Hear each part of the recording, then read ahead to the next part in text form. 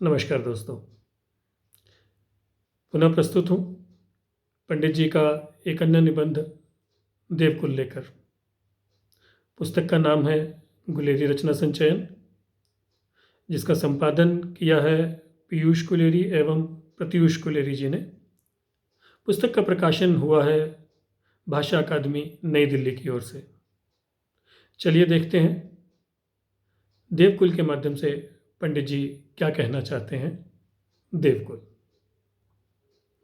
हर्षचरित के आरंभ में महाकवि बाण ने भास के विषय में यह श्लोक लिखा है। सूत्रधार कृतारंभै नटिकै बहुभूमिकैः सप्ताकैर्यशो लेभे भासो देवकुलैर्यो। अर्थात जैसे कोई पुण्य आत्मा देवकुल देवालय बनाकर यश पाता है, वैसे भास ने नाटकों से यश पाया। देवकुलों का आरंभ सूत्रधार राजमिस्त्री करते हैं। भास के नाटकों में नांदी रंगमंच पर नहीं होती, पर्दे की ओट में ही हो जाती है। नाटक का आरंभ नांद्यन्ते ततः प्रविशति सूत्रधारः। नांदी के पीछे सूत्रधार ही आकर करता है। मंदिरों में कई भूमिकाएं खंडी या चौक होती हैं। भास के नाटकों में भी कई भूमिकाएं हैं। मंदिरों पर पताकाएं ध्वजाएं होती हैं। इन नाटकों में भी पताका नाटक का एक अंग होती है। यो देवकुल सदृश नाटकों से भास ने यश पाया था, किंतु आधुनिक ऐतिहासिक खोज में यह एक बात और निकली कि भास ने देवकुल से ही यश पाया। महामहोपाध्याय पंडित गणपति शास्त्री के अध्यावसाय से त्रावणकोर में भास के कई नाटक उपलब्ध हुए हैं। वे त्रिवेंद्रम संस्कृत ग्रंथमाला में छपे हैं। उनमें एक प्रतिमा नाटक भी है। उसका नाम प्रतिमा यूं रखा गया कि कथानक का विकास प्रतिमाओं से होता है। नाटक रामचरित के बारे में है। भरत ननिहाल केकय देश में गया है।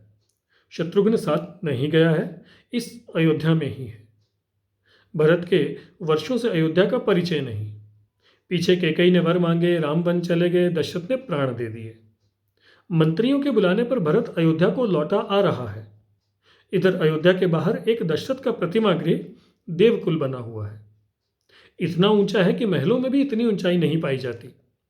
यह राम वनवास के शोक से स्वर्गगत दशरथ की नई स्थापित प्रतिमा को देखने के लिए रानियां अभी आने वाली हैं। आर्य संभव की आज्ञा से वहां पर एक सुधाकर सफेदी करने वाला सफाई कर रहा है। कबूतरों के घोंसले और बीट जो तब से अब तक मंदिरों को सिंगारते आए हैं, गर्भगृह जगमोहन में से हटा दिए गए हैं। दीवालों पर सफेदी और चंदन के हाथों के छापे पंचांगुल दे दिए गए हैं। दरवाजों पर मालाएं चढ़ा दी गई हैं। नई रेत बिछा दी गई है। तो भी सुधाकर काम से निपटकर सो जाने के कारण सिपाही के हाथ से पिट जाता है। अस्तु, भरत अयोध्या के पास आ पहुंचा। उसे पिता की मृत्यु, माता के षड्यंत्र और भाई के वनवास का पता नहीं। एक सिपाही ने सामने आकर कहा कि अभी कृतिका एक घड़ी बाकी है, रोहिणी में प्रवेश कीजिएगा।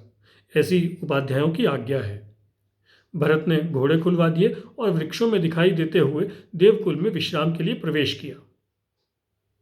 वहां की सजावट देखकर भरत सोचता है कि किसी विशेष पर्व के कारण यह आयोजन किया गया है। प्रतिदिन की आस्तिकता है। ये किस देवता का मंदिर है? कोई आयुध, ध्वज या घंटा आदि बाहरी चिन्ह तो दिखाई नहीं देता। भीतर जाकर प्रतिमाओं के शिल्प की उत्कृष्टता को देखकर भरत चकित हो जाता है। वाह, पत्थरों में कैसा क्रिया माधुर्य है! आकृतियों में कैसे भाव झलकाए गए हैं! प्रतिमाएं बनाई तो देवताओं के लिए हैं, किंतु मनुष्य को धोखा देती हैं। क्या ये कोई चार देवताओं का संग है? यूं सोचकर भरत प्रणाम करना चाहता है, किंतु सोचता है कि देवता है, चाहे जो हो सिर झुकाना तो उचित है, किंतु बिना मंत्र और पूजा विधि के प्रणाम करना शूद्रों का सा प्रणाम होगा। इतने में देवकुल एक पुजारी चौंक कर आता है कि मैं नित्यकर्म से निपटकर प्राणी धर्म कर रहा था कि इतने में ये कौन घुस आया कि जिसमें और प्रतिमाओं में बहुत कम अंतर है। वह भरत को प्रणाम करने से रोकता है। इस देवकुल में आने जाने की रुकावट न थी, न कोई पहरा था। पथिक बिना प्रणाम किए ही यहाँ सिर झुका जाते थे। भरत चौंक कर पूछता है, क्या मुझसे कुछ कहना है, या किसी अपने से बड़े की प्रतीक्षा कर रहे हो जिससे मुझे रोकते हो, या नियम से परवश हो? मुझे क्यों कर्तव्य धर्म से रोकते हो? वह उत्तर देता है कि आप शायद ब्राह्मण हैं। इन्हें देवता जानकर प्रणाम मत कर बैठना। ये क्षत्रिय हैं, इक्ष्वाकु हैं।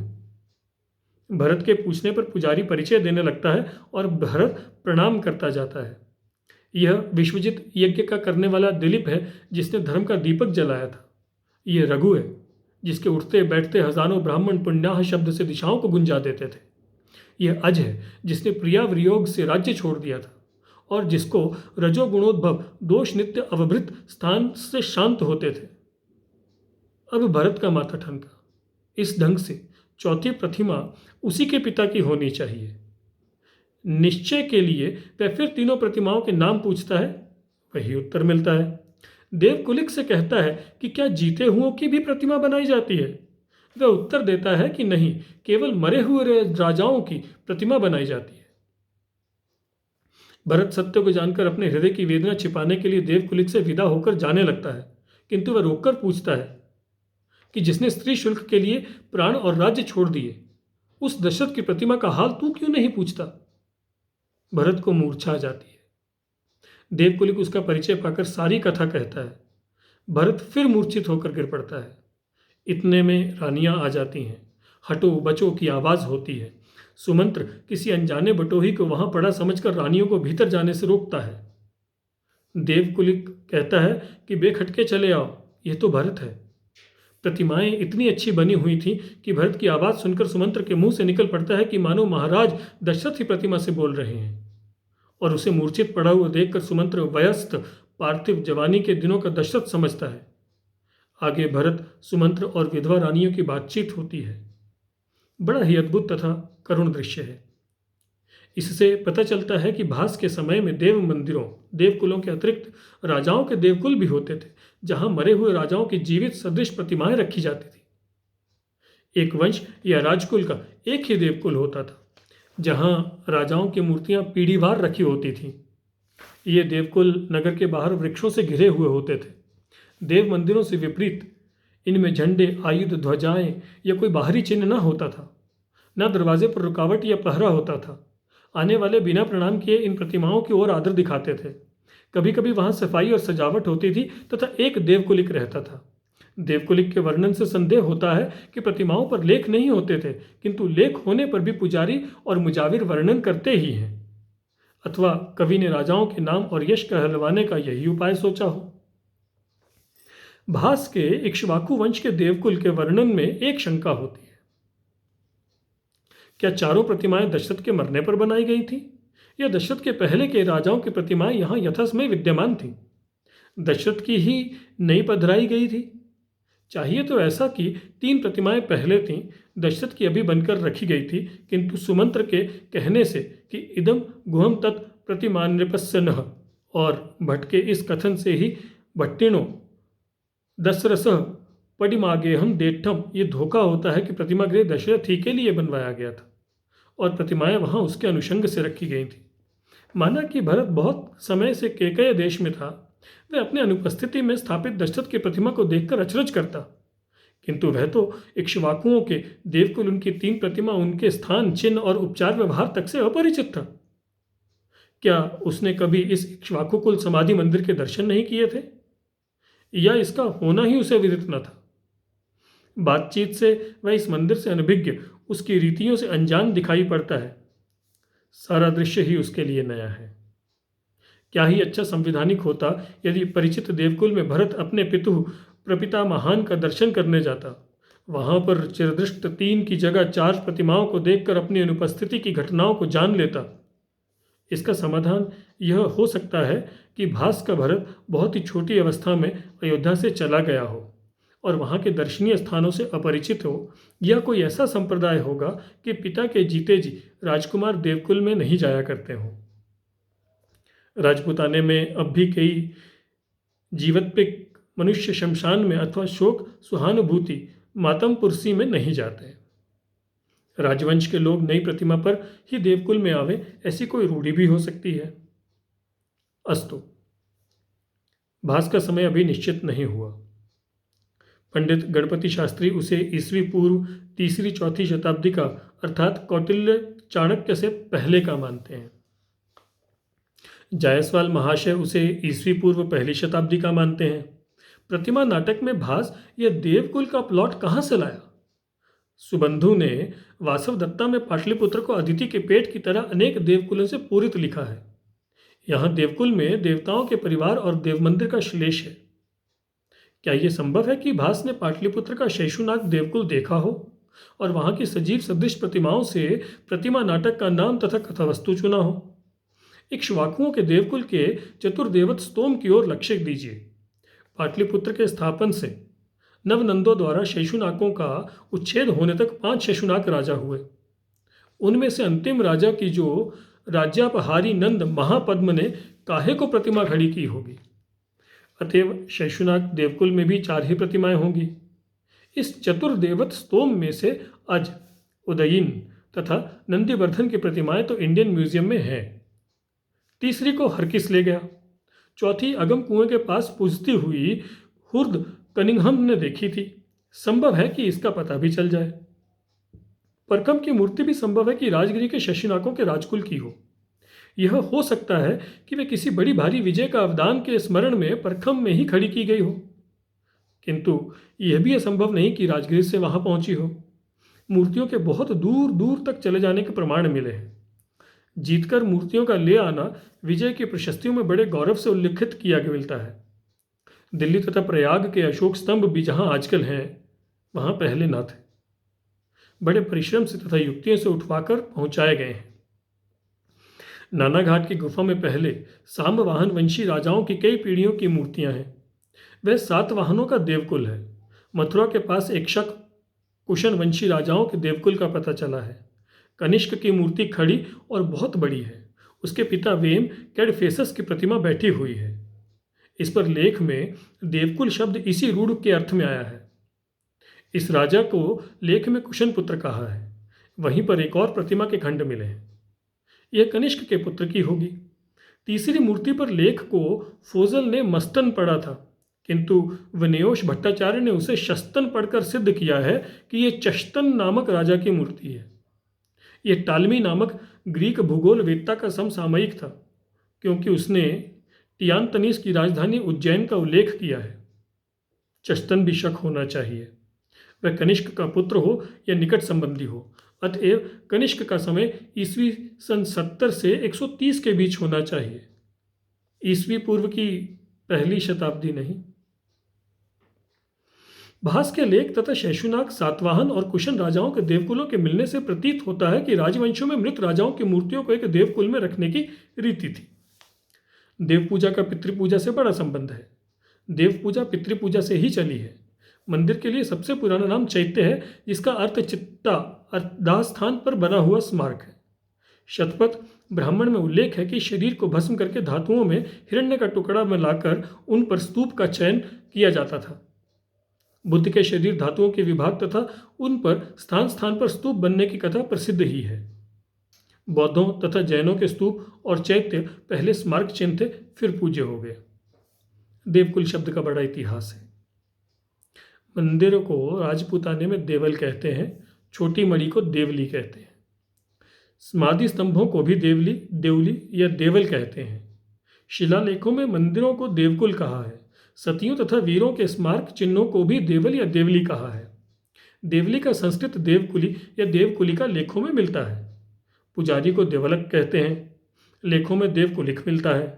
सती माता का देवल, सती की देवली, ये अभी तक यहाँ व्यवहार है। बंगाल में ऊंचे शिखर के छोटे मंदिर को देवली कहते हैं। राजपूताने में मंदिर के अंदर छोटे मंदिर को भी देवली कहते हैं। पंजाबी में वह लकड़ी का सिंहासन जिसमें गृहस्थों के ठाकुर जी रखे जाते हैं, देहरा कहलाता है। ग्राम तथा नगरों के नाम में देहरा पद भी उनके देवस्थान होने का सूचक है। जैसे प्राकृत देवल का संस्कृत रूप देवकुल लेखों में आता था, वैसे राजाओं की उपाधि रावल का संस्कृत रूप राजकुल मिलता है। राजकुल का अर्थ राजवंश है। मेवाड़ के राजाओं की रावल शाखा प्रसिद्ध है। उनके लेखों में महाराजकुल अमुक ऐसा मिलता है। पंजाबी पहाड़ी में सती के स्मारक चिन्ह को देहरी तथा सतियों को समष्टि में देहरी कहते हैं। यों देवकुल पद देव मंदिर का वाचक भी है तथा मनुष्यों के स्मारक का चिन्ह भी। सतियों तथा वीरों की देवलियां वहीं पर बनती हैं जहां उन्होंने देहत्याग किया हो। सांबर के पास देवयानी के तालाब पर एक घोड़े की देवली है जो लड़ाई में काम आया था। रजवाड़ों में राजाओं की छतरियां या समाधि स्मारक बनते हैं। उनमें सुंदर विशाल चारों ओर से खुले हुए मकान बनाए जाते हैं। कहीं कहीं उनमें शिवलिंग स्थापन कर दिया जाता है, कहीं अखंड दीपक जलता है, कहीं चरण पादुका होती है, कहीं मूर्ति तथा लेख होते हैं, परंतु कई यूं ही छोड़ दी जाती हैं। जोधपुर के राजाओं की छतरियां शहर से बाहर मंडोर के किले के पास हैं। जयपुर के राजाओं में जितने आमेर में थे, उनके श्मशानों पर उनकी छतरियां आमेर में हैं। जो जयपुर बसने के पीछे प्रयाण हुए, उनकी गैटौर में शहर के बाहर हैं। महाराजा ईश्वरी सिंह जी का दाहकर्म महलों में ही हुआ था, इसलिए उनकी छतरी महलों के भीतर ही है। डूंगरपुर में वर्तमान महारावल के पितामह की छतरी में ही उनकी सजीव प्रतिमा सदृश है। बीकानेर के पहले 2-3 राजाओं की छतरियां तो शहर के मध्य में लक्ष्मी नारायण मंदिर के पास हैं। कुछ पुराने राजाओं की छतरियां लाल पत्थर के एक छोटे अहाते में हैं। बाकी राजाओं की छतरियां एक विशाल दीवार से घिरे अहाते में क्रम से बनी हुई हैं। प्रत्येक पर चरण पादुका है, जहाँ प्रतिदिन पूजा होती है। प्रत्येक पर मूर्ति है जिसमें राजा घोड़े पर सवार बनाया हुआ है। जितनी रानियां उसके साथ सती हुई, उनकी भी मूर्तियां उसी पत्थर पर बनी हुई हैं। शिलालेख प्रत्येक पर है, जिसमें विक्रम संवत, शक संवत, मास, तिथि, वार, नक्षत्र, योग, करण, सूर्योदय, घटी आदि प्रयाण के दिन का पूरा पंचांग दिया गया है। वहीं सहमरण करने वाली रानियों, दासियों आदि की संख्या लिखी है। किसी में पाचक, पुरोहित, सेवक या घोड़े के सहमरण का भी उल्लेख है। पास में देवीकुंड होने का यह स्थान भी देवीकुंड कहलाता है। यहाँ के पुजारी शाकद्वीपी ब्राह्मण, सेवक, भोचक या मग हैं। ऐसे ही धर्माचार्यों, ठाकुरों, धनियों आदि के भी समाधि स्मारक स्थान होते हैं।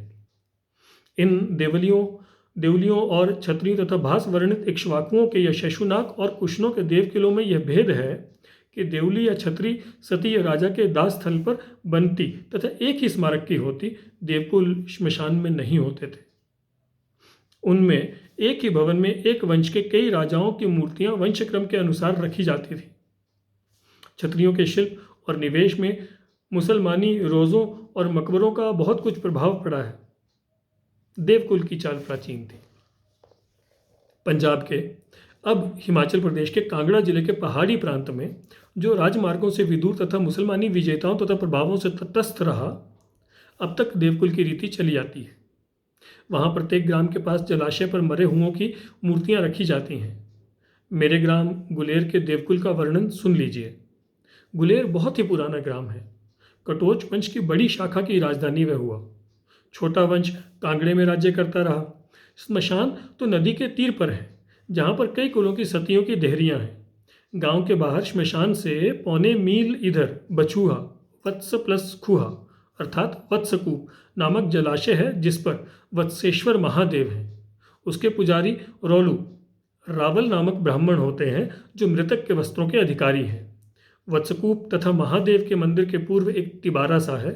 छत गिर गई है, खंबे और कुछ दीवारें बची हैं। वहाँ पर सैकड़ों प्रतिमाएं हैं, जिन्हें मोहरे कहते हैं। मृत्यु होने के पीछे 11वें दिन जब महाब्राह्मणों को शय्यादान करते हैं, उस समय लगभग 1 फुट ऊंचे पत्थर की मूर्ति कुराई जाती है। मूर्ति बनाने वाले गांव के पुश्तैनी पत्थर गढ़ने वाले हैं, जो पंचक्कियों के घराट बनाते हैं। मूर्ति सिंदूर लगाकर शैया के पास रख दी जाती है। दान के पीछे शैया और उपकरण महाब्राह्मण ले जाता है। मूर्ति इस देवकुल में पहुंचा दी जाती है। उस कुल के आदमी जलाशय पर स्नान संध्या करने आते हैं, तब मूर्ति पर कुछ दिनों तक जल चढ़ाते रहते हैं। मकान तो खंडर हो गया है, पर उसके आसपास वत्सेश्वर के नंदी के पास जलाशय पर जगह जगह मोहरे बिखरे पड़े हैं। कई जलाशय की मेड़, सीढ़ियों तथा फर्श की चुनाई में लग गए हैं। कई निर्भय मनुष्य इन पत्थरों को मकानों की चुनाई के लिए भी ले जाते हैं। सभी उच्च जातियों के मृतक मूर्ति रूप में इस देवकुल में गांव बसाकर रहते हैं। गुलेर के राजाओं तथा रानियों के मोहरे भी हैं। वे 2-2.5 फुट ऊंचे हैं। उनके नीचे राजा रानी अक्षर भी लड़कपन में हम लोग पढ़ा करते थे। गांव के बुढ़े पहचान लेते हैं कि ये अमुक का मोहरा है। कई वर्षों तक हम अपने पितामह की प्रतिमा को पहचानते तथा उस पर जल चढ़ाते थे। पिछले वर्षों में खेलते हुए लड़कों ने या किसी और ने निवेश बदल दिया है। पत्थर रेतीला दरियाई बालू का है, इसलिए कुछ ही वर्षों की धूप और वर्षा से खुदाई बेमालूम हो जाती है। पुरुष की मूर्ति बैठी बनाई जाती है, स्त्री की खड़ी। पुरुष मूर्ति के दोनों ओर कहीं कहीं चामर ग्राहिणियाँ भी बनी होती हैं। राजाओं की मूर्ति घोड़े पर होती है। वस्त्र शस्त्र भी दिखाए जाते हैं। उस प्रांत में जहाँ जहाँ बाँ, नौण, तला आदि हैं, वहाँ सब जगह मोहरे रखे जाते हैं। सड़क के किनारे जो जलाशय मिलता है, वहाँ गांव पास हो तो 8-10 प्रतिमाएं रखी मिलेंगे। कुल्लू, मंडी तथा शिमले के कुछ पहाड़ी राज्यों में भी यही चाल है। यह प्राचीन देवकुल की रीति अब तक उन प्रांतों में है जहाँ परिवर्तन बहुत कम हुए हैं। धन्यवाद।